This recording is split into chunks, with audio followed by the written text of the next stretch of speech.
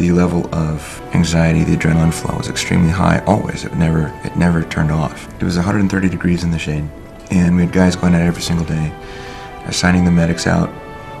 People who needed breaks couldn't have them. I was very aware of the fact that if I made a mistake, that the world would come down on me. We went from about 12,000 troops that we were pulling medevac support for to 200,000 troops in a matter of 3 weeks. And our 2 little helicopters and 3 crews rotating on 24 hours on, 24 on call, and 24 off, 3 days. Rotations, we carried that load.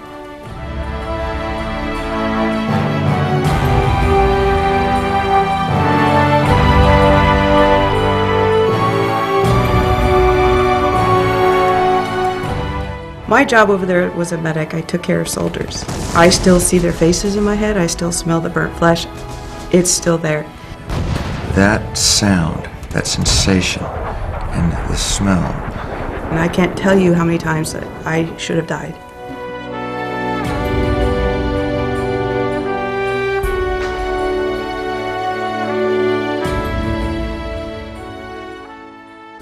Many times desperately want to just break down and scream, vomit, weep, and it just doesn't come. Sometimes I think in my head, oh my God, he's been home long enough. Can't he just stop these dreams? We have a good life. We have happy things happening in our home life. What is wrong? What is it going to take for him to get over it? My thought is, if I just let go, then I'm done. Yep. That's it. I'm not going to be able to put it back together. Our soldiers fight 2 wars, one on the battlefield and one in their souls after they return home. Those of us who have never experienced combat can hardly imagine how life-altering and traumatic it can be. For Andy, Bruce, and LaDonna, and thousands of other veterans and their families, despair has become an unwelcome but constant companion. Nearly 1 in 5 of our returning vets are suffering from post-traumatic stress disorder, PTSD, and less than 40% of these seek help. Their suicide rate is almost twice the national average, and 2 out of 3 of their marriages are failing.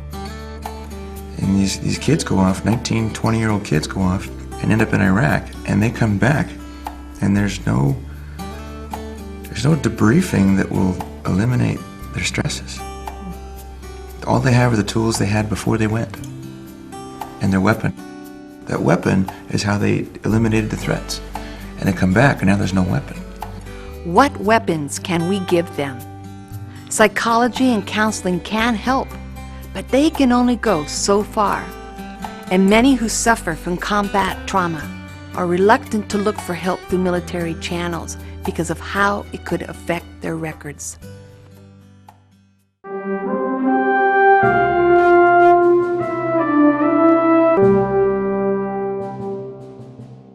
God is the healer.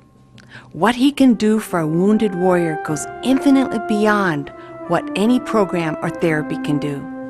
It can even go beyond what you and I can do. But God has planned that you and I are to have a vital role in the healing process. God is here with His unlimited resources to bring healing and restoration. The wounded warrior is here in great need, but not sure where to go or what to do. God wants you to be a bridge between the two. It's not hard. There are only a few things that you need to know. We won't all be the same kind of bridge. Some bridges span small streams, others cross rivers, canyons, and entire lakes. But every one of them is necessary to get the traveler where he or she needs to go. So no matter how big or small a bridge you think you might be, make the decision today. Be the bridge of healing that God has made you to be.